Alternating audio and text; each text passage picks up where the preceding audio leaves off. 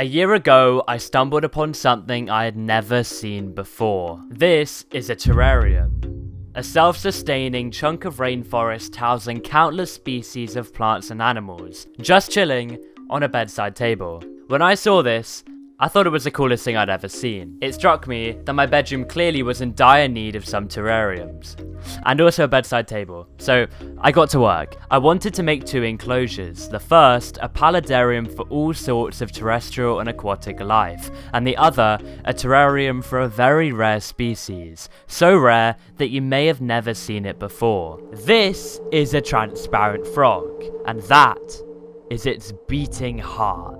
Known as a glass frog, it is native to Central American rainforests, and when I discovered they existed, I knew I needed some of my own. But I'd never kept amphibians before. As a result, this would be a real challenge. One mistake and it could all go very wrong. So, over 5,000 miles away from their natural habitat, where the conditions are, not tropical, I embarked on a journey to build a chunk of the jungle in my bedroom. Little did I know how it would evolve over the next 6 months.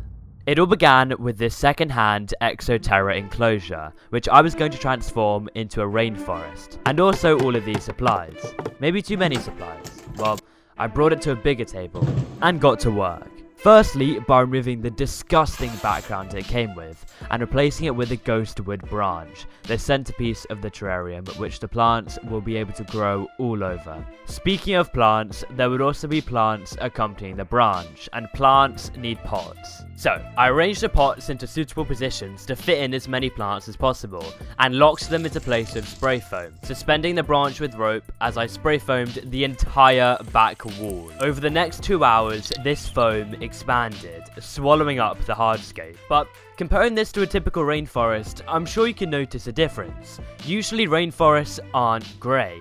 To remedy this, I was going to need to silicone on some cocoa fibre to emulate the jungle environment. This meant chiseling away at the foam to make it neater, and expose its rough surface for the silicone to adhere to. After doing this, the back wall looked slightly less like it's from an alien planet. So we're good to go. I decided to use cocoa fibre as it retains water well, but unfortunately, as you'll soon see, it retains to the wall less well. Crazy foreshadowing, I know. To keep it firmly stuck to the hardscape, I applied many tubes of silicone everywhere, which is just an awful experience. Like, it smells disgusting and just glues to everything. But cocoa fibre is included in everything. So I dropped on piles of cocoa fibre in every crevice, patting it down to maximise its chances of setting correctly. While I left it all to set, I went to a plant shop in search of plants to occupy the pots and the substrate. Specifically, I wanted plants to offer hiding and hunting opportunities for the frogs, and after a long look around, I returned with 8 plants, which could hopefully get the job done. Now all of this I also repeated for the back wall of my paludarium, which then I sprayed down with no trouble. 3 days later, I returned to the terrarium with high hopes. Everything looked good, but there was one test remaining. I needed to wash down the back wall. I was under the illusion that this time was going to be a repeat. However,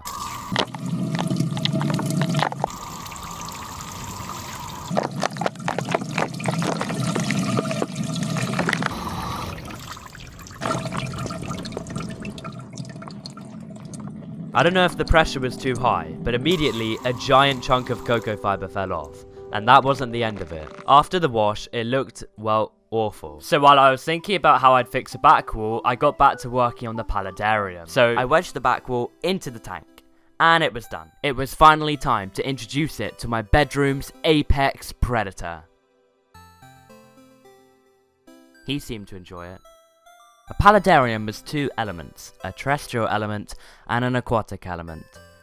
We washed down some rocks and mini branches and placed them into the base, along with leaker. We then added the substrate. You can't have an aquatic section without water. And you can't have a terrestrial section without plants.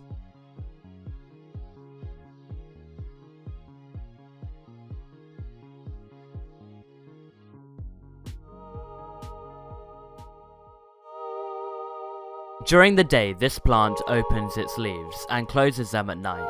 This is a phenomenon known as nyctinacity. As soon as the seeds have ripened, the plant projects them outwards. Then, these seeds get ejected Before adding the plants, I also added moss. After adding the moss here, I realized I could also add moss to my other terrarium to fix the back wall. So I superglued clumps of moss. And you know what? It looked pretty good-ish. At this point, I was bored of just working with a wall. It was time to add the forest floor. Beginning with a layer of leaker, covered with a makeshift barrier to only let water in, which looks strange now, but was a savior later on, and then added in the substrate. Now this is nice and all, but to really make it a glass frog's home, we need to make it overgrown. I added all the plants into the terrarium, which gave it a desperately needed pop of colour. I then left the plants for a week to settle in, and over this week, I implemented some technology to simulate the rainforest conditions. A heat bulb to keep temperatures high throughout the day, a thermostat to regulate those temperatures, and a full spectrum UV light to create a day-night cycle. I also added in a frog bowl filled with water for the frogs to chill out in.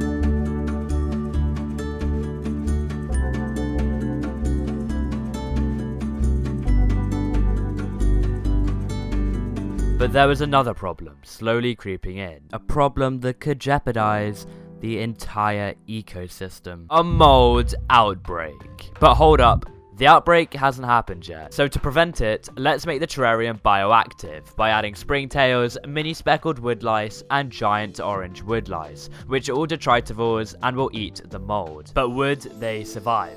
The woodlice headed for higher ground, while the springtails congregated below. I put in a slice of cucumber to see what would happen, and I discovered much more than I imagined.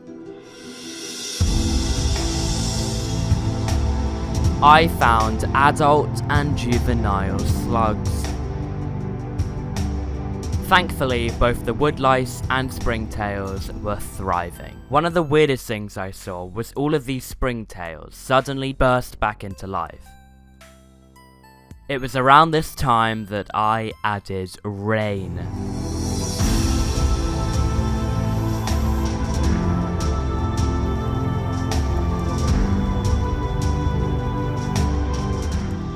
Now, during this settling in period, I also went on holiday, found some reptiles, but more importantly, after a month of scouring the internet, I found a listing in the UK for some glass frogs. All I could find before was just frogs made of glass. So I immediately bought 3 of the not glass frogs, and the next day, they had completely sold out. I finally returned, and with the frogs arriving the next day, all needed to be perfect. Unfortunately, it was not. The substrate seemed to have completely flooded, and I thought that it was due to the frog pond leaking. So I drained the water and replaced it with a tub, thinking the problem was solved. How naive I was. At least over this period, the plants really had grown in, making my vision of an overgrown rainforest come to life. But now, after long last, it was time for the 3 frogs, which arrived in this bowl. And look at their organs! To get them into the enclosure, I slowly took off the lid and waited for one of the frogs to leap out.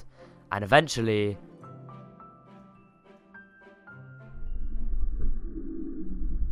one frog was in.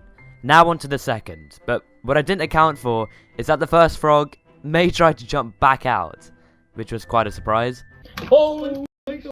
Where did he? Oh my god! But soon enough, the second frog bounded in, leaving the last frog, which I hadn't seen move once in the tub. So when it did finally hop out, it had a frog zoomy of sorts. After a little while, they seemed to be settling in nicely, so I think it's time for full transparency. Why are these frogs transparent? See what I did there? They've evolved, developing transparency mainly on their undersides as a means of camouflage, by being able to perch on translucent leaves and reducing shadows. Now, how does it become transparent? Well, these frogs sequester red blood cells in the liver, and the liver is covered in a reflective membrane. This means they have less hemoglobin in circulation, which therefore limits the size of the frogs, which is why they are very, very small. Now with these frogs, I had 3 main goals. I wanted to capture them hunting and catching food, I wanted to hold one in my hands, and I wanted to put a glass frog on a glass frog. You'll see what I mean. Speaking of food, after researching what these frogs liked, I chose some mealworms to feed them and put them in a suction cupped feeding tray. Now, what I maybe hadn't accounted for was the mealworms being twice the size of the frogs. And when night fell and the frogs awoke to hunt, they looked at the mealworms in amusement, like, do you really expect me to eat this? Seriously? I needed to find an alternative, and flightless fruit flies were the perfect option, so I dumped a couple hundred of them into the enclosure. However, there was also something else being unleashed into the rainforest. A tropical storm. Piggybacking off the misting system from my paludarium, this mist ensures high humidity throughout the day. Every evening there would be a final storm and then the lights would go out. As they're nocturnal, I would sit there in pitch black for hours each night, filming these frogs come to life and praying that I would get the money shot. I saw lots of jumping and even the frogs vocalizing, calling out for a mate. But no eating, until a month later, where finally I caught a frog on the hunt. He locked onto many fruit flies, analysing his chances of success.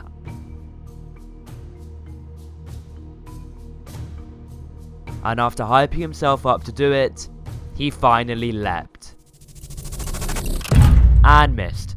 And there we go. He was not going to embarrass himself on camera. Now I have completed one of the objectives, but I still needed to pick one up. Now, do you remember the flooding foreshadowing? Well, all this raining from the misting system slowly raised the water level until it was very high and over the lip of the water bowl, flooding it. But water problems were also occurring in my other terrarium, which needed a water change. Look at that. After filling it back up with water, I added the underwater plants.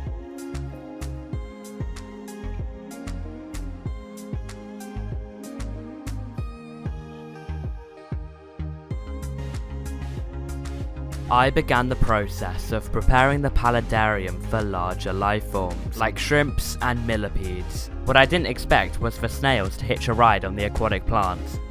Or for whatever this thing is as well. It was time to fill up the paludarium. This involved reshuffling plants about and planting new ones.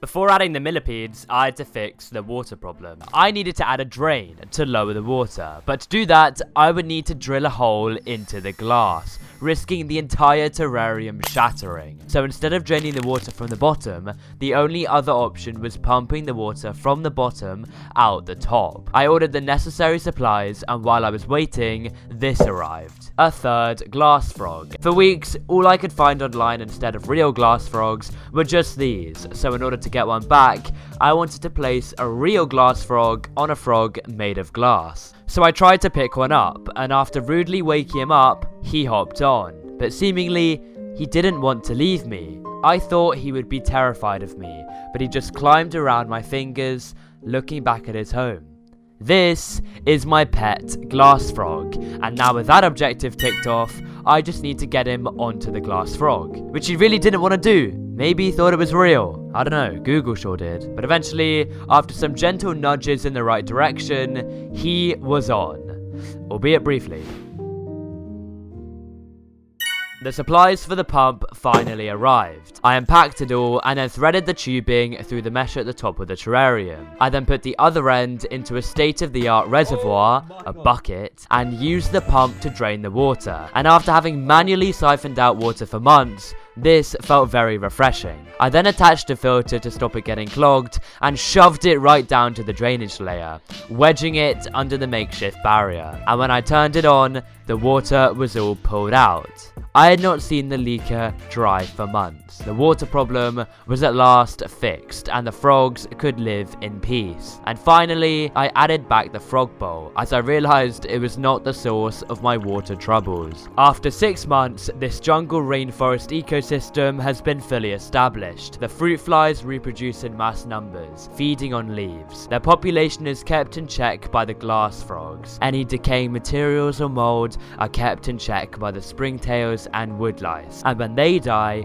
they decompose, releasing nutrients into the soil, helping the plants. All this contributes to a self-sustaining ecosystem for this one-of-a-kind transparent species, the glass frog.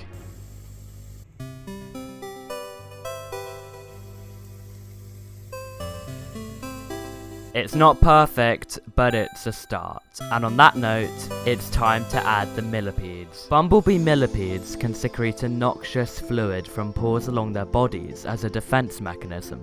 So I picked one up and added them to the paludarium.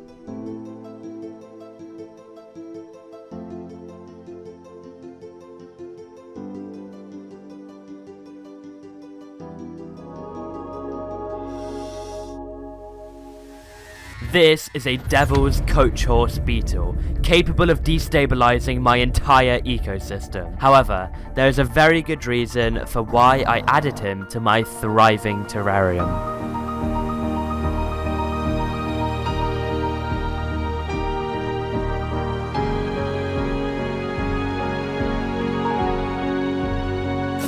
It all began with one slug which snuck into my terrarium. This is a greenhouse slug, and it may not look it, but this slug poses a serious threat to the ecosystem. Slugs are primarily herbivores, which puts all my plants at risk, but most dangerously of all, they can clone themselves. Soon enough, this would become a huge problem. However, something else was spreading uncontrollably. The submerged portion of my terrarium was completely overgrown. In an attempt to counteract this, I added Neocaridina shrimp. Not only would they eat decaying plant matter, but they would also redistribute the sandy substrate and clear the glass.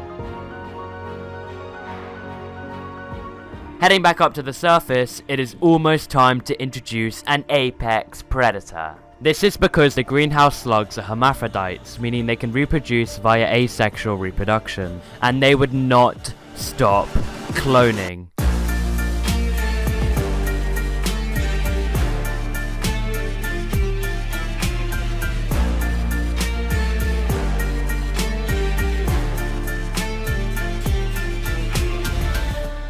The slugs were taking over. If this continued, all the plants would soon be gone. It was time to take action in order to save the terrarium. I began by spacing out the plants,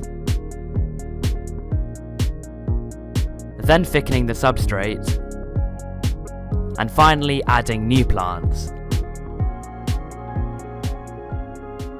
But one of the plants had to go. The striped begonia was outgrowing the terrarium, getting exposed to too much sunlight and not enough water. I took it out and discovered it was also home to a bumblebee millipede, which climbed into some moss in search of a new home. I replaced it with a parlor palm, the new centerpiece for the paludarium, and planted the begonia outside.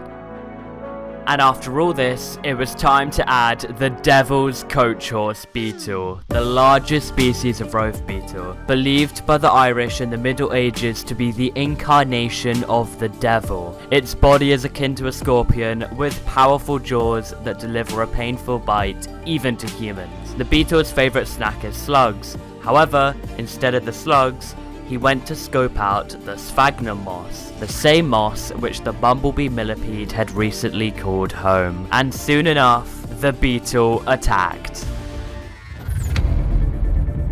The bumblebee millipede narrowly escaped, having detached its tail to defend itself. This independent segment would continue to wriggle around, distracting the devil's coach horse beetle, allowing the millipede to crawl away. This is a process known as autotomy, and the millipede can regenerate these lost segments. As the devil's coach horse beetle was seemingly ignoring the slugs, I also added 8 black ground beetles and 1 violet ground beetle. Hopefully, these would be more willing to eat the slugs. I added some cucumber near the sword fern to lure out the slugs. Unfortunately, the devil's coach horse beetle had other ideas. The coach horse beetle attacked a black ground beetle, seemingly not satisfied with the millipede. It easily took it down, using its abdomen to secrete a foul-smelling odor. The paludarium was no longer a paradise, but instead a true encapsulation of the harsh rainforest. Later that night at around 2 in the morning, I was awoken to a scraping sound coming from the enclosure. The beetles had congregated at the top of the terrarium and were rubbing their elytras against the wire mesh. I soon spotted a hole for the pump's wire and freaked out because I thought the beetles were trying to escape through it, so I went a bit overboard with defensive measures. Over the following days, the beetles settled into their new home. I gave them some dried insects, which the beetles individually took away and snacked on. The terrarium was really starting to come together. But there was one last problem. When the substrate was first assembled, a water pump was placed in at the back of the terrarium to circulate the water. However, this pump had stopped working. This meant that mold started to grow underwater and the shrimps were in danger. As a temporary fix, I added a solar-powered water pump to the front of the aquarium, which worked but wasn't too effective. It seemed there was only one solution, and it involved digging down to the pump. Once the pump was reached, we added some new tubing and created a water stream coming out from one of the rocks. This fixed the circulation problem, so we could now add new fish. Joking, those were in a fish shop, unfortunately. But I did add cardinal tetras, zebra nerite snails, and ottocinclus catfish. The snails would clean the glass, the catfish would clean everything else, and the tetras would illuminate the caves.